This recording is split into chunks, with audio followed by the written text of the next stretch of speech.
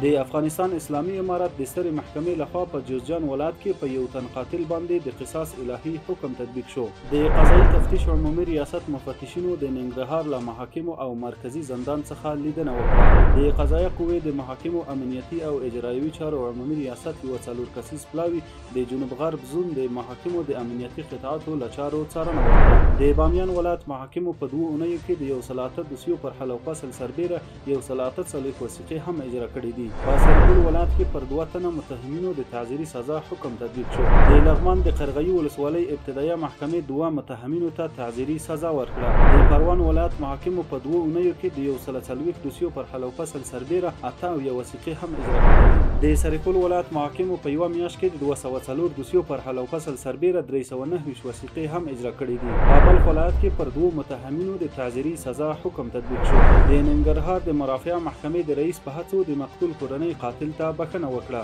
د بغلان ولایت محاکمو په 2 اونیو کې د 309 دوسیو پر حل او فصل سربیره 143 وثیقې هم اجرا کړې دي. د بادغیس ولایت محاکمو په یو میاشت کې د 523 دوسیو پر حل او فصل سربیره 222 وثیقې هم اجرا کړې دي. د کاپیسا ولایت محاکمو په 2 اونیو کې د 96 دوسیو پر حل او فصل سربیره 101 وثیقې هم اجرا کړې دي. د غور ولایت محاکمو په 2 اونیو کې د 115 دوسیو پر حل او فصل سربیره 4 وثیقې هم اجرا کړې دي. د سترې محکمې د مرکزی تمیز اړوند د جزا عمومي دیوان د روان 1402 هجري شمسي کال په 3مه روبه کې 258 دوسیې حل او فصل کړي دي. د لغمان ولایت محاکمو په 2 اونیو کې د 123 دوسیو پر حل او فصل سربیره 150 وثیقې هم اجرا کړي دي. د جوزجان ولایت محاکمو په 2 اونیو کې د 115 دوسیو پر حل او فصل سربیره 170 وثیقې هم اجرا کړي دي. د فاریاب ولایت محاکمو په 2 اونیو کې د 301 دوسیو پر حل او فصل سربیره 511 وثیقې هم اجرا کړي دي. او په هرات ولایت کې 8 مجرمینو ته تعزیري سزا ورکړل شوه.